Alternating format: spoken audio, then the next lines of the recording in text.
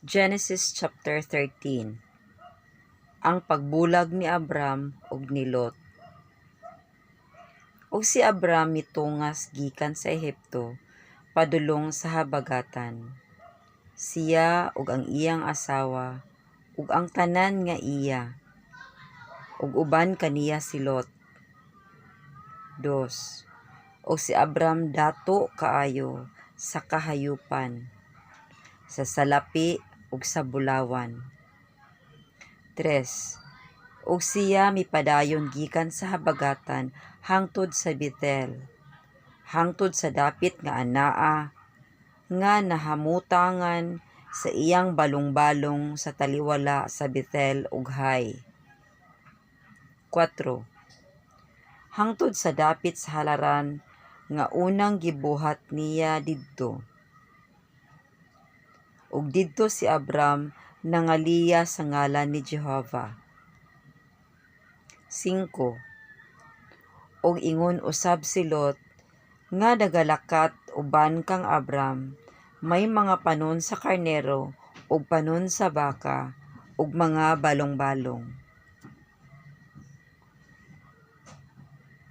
6. Ug ang yuta wala makapaigo kanila, aron nga magapuyo sila nga magakatipon, kay ang ilang mga bahandi daghan ug dili mahimo nga sila magpuyo nga magaipon. 7. Ug dihay pagkabingkil sa mga magbalantay sa kahayupan ni Abram ug sa mga magbalantay sa kahayupan ni Lot, ug ang Kanaanhon ug ang Persihanon na nagpuyo ni adtong yutaa. 8.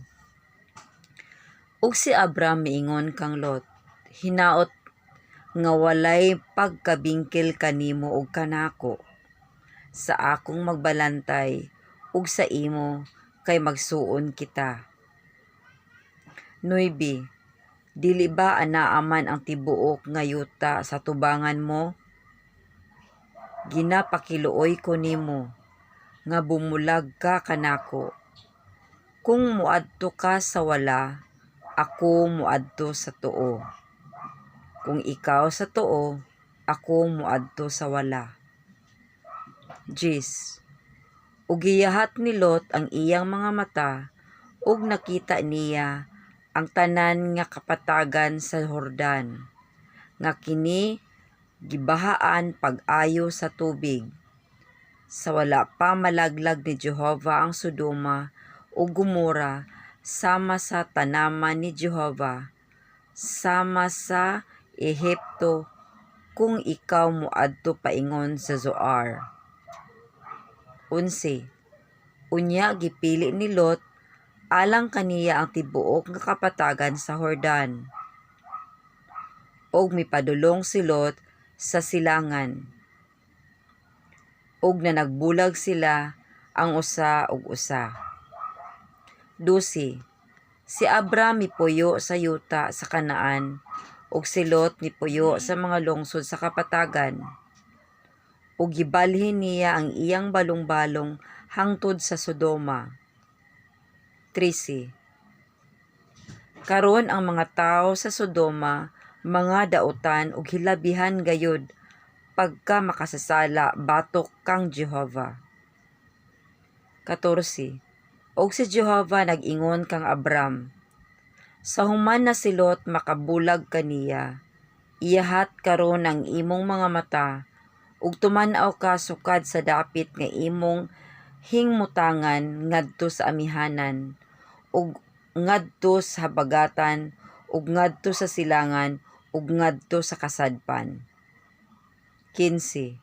Kay ang tanan nga yuta nga imong gitan-aw, igahatag ko kanimo ug sa imong kaliwatan ngadto sa walay katapusan. 16.